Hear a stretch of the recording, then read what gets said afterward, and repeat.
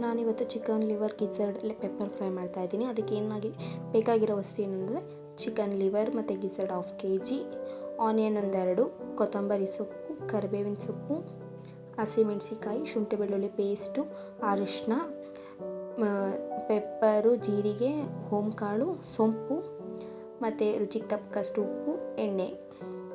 ಅದು ಹೇಗೆ ಮಾಡೋದು ಅಂತ ನೋಡೋಣ ಬನ್ನಿ. ಒಂದು ಪಾತ್ರೆಗೆ ಬಾಣಲಿಗೆ ಫಸ್ಟು ಪೆಪ್ಪರ್ ಫ್ರೈಗೆ ಬೇಕಾಗಿರೋ ಮಸಾಲೆ ರೋಸ್ಟ್ ಮಾಡ್ಕೊಳ್ಳೋಣ.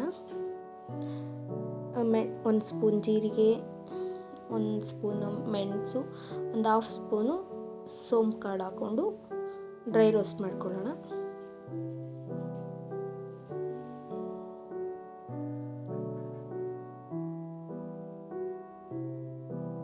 ರೋಸ್ಟ್ ಆಗಿದೆ. ಇವಾಗ ಅದನ್ನು ತೆಗೆದು ಪಕ್ಕಕ್ಕೆ ಇಟ್ಕೊಂಡು ಈಗ ಪುನಃ ಅದೇ ಪಾತ್ರೆಗೆ 1-2 ಸ್ಪೂನ್ ಎಣ್ಣೆ ಬಿಸಿ ಆಗಿದೆ. ಈಗ ಅದಕ್ಕೊಂದು ಹಸಿಮೆಣಸಿಕಾಯಿ 1-2, ಅದು ಫ್ರೈ ಆದಮೇಲೆ ಕರಿಬೇವಿನ ಸೊಪ್ಪು ಹಾಕ್ತಾಯಿದ್ದೀನಿ. ಆಮೇಲೆ ಆಗಲೇ ಕಟ್ ಮಾಡಿ ಇಟ್ಕೊಂಡಿರೋ 1-2 ಈರುಳ್ಳಿನೂ ಹಾಕ್ತಾಯಿದ್ದೀನಿ. ಅದು ಚೆನ್ನಾಗಿ ಕಂದು ಬಣ್ಣ ಬರೋವರೆಗೂ ಫ್ರೈ ಮಾಡ್ಕೊಬೇಕು.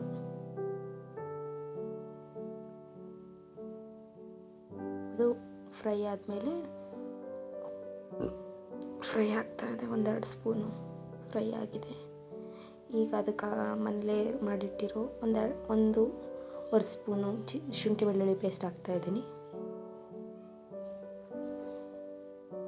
ಅದು ಹಸಿ ವಾಸನೆ ಹೋಗೋವರೆಗೂ ಫ್ರೈ ಮಾಡ್ಕೊಬೇಕು. ಫ್ರೈ ಆಗಿದ್ಮೇಲೆ ಫ್ರೈ ಆಗ್ತಾಯಿದೆ. ಫ್ರೈ ಆಗಿದೆ. ಈಗಾಗಲೇ ವಾಶ್ ಮಾಡಿ ಕಟ್ ಮಾಡಿ ತೊಳೆದು ಇಟ್ಕೊಂಡಿರೋ ಲಿವರು ಗಿಝರ್ಡ್ನ ಹಾಕ್ತಾಯಿದ್ದೀನಿ.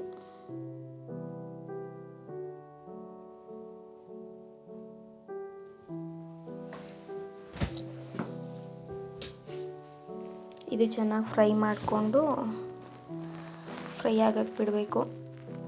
ಫ್ರೈ ಆಗ್ತಾ ಇದೆ. ಇವಾಗ ಇದಕ್ಕೆ 1 ಸ್ಪೂನ್ ಅರಿಶಿನ ಹಾಕ್ಬಿಟ್ಟು ಸ್ವಲ್ಪ ಫ್ರೈ ಮಾಡೋಣ. ಆಮೇಲೆ ಇದಕ್ಕೆ ರುಚಿಗೆ ತಕ್ಕಷ್ಟು ಉಪ್ಪು, 1.5 ಸ್ಪೂನಷ್ಟು ರುಚಿಗೆ ತಕ್ಕಷ್ಟು ಉಪ್ಪು ಹಾಕ್ತಾಯಿದ್ದೀನಿ.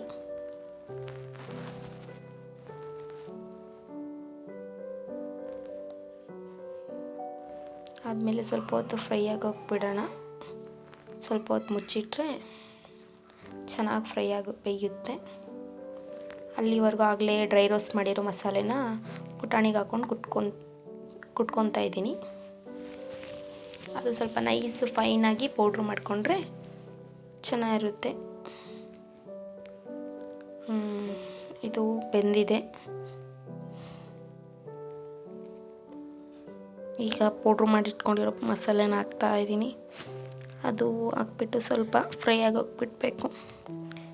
ಕಲಿಸ್ಬಿಟ್ಟು ಸ್ವಲ್ಪ ಹೊತ್ತು ಮುಚ್ಚಿಟ್ರೆ ಫ್ರೈ ಆಗ್ತಾ ಇದೆ.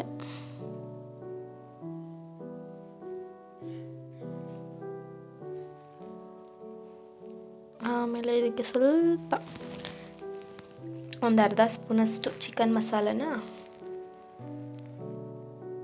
ಹಾಕ್ತಾಯಿದ್ದೀನಿ. ಟೇಸ್ಟಿಗೆ ಚೆನ್ನಾಗಿರುತ್ತೆ. ಆಮೇಲೆ ಇವಾಗ ಕೊತ್ತಂಬರಿ ಸೊಪ್ಪು ಹಾಕ್ತಾಯಿದ್ದೀನಿ. Finally chicken liver gizzard pepper fry ರೆಡಿಯಾಗಿದೆ. ತುಂಬ ಟೇಸ್ಟಿಯಾಗಿರುತ್ತೆ. ಚಪಾತಿ, ದೋಸೆ, ಇಡ್ಲಿ, ಅನ್ನ ಯಾವ ಜೊತೆನಾರ ಅದನ್ನು ಸವಿಬೋದು. ನೀವು ಒಂದ್ಸಲ ಟ್ರೈ ಮಾಡಿ. Thank you for watching.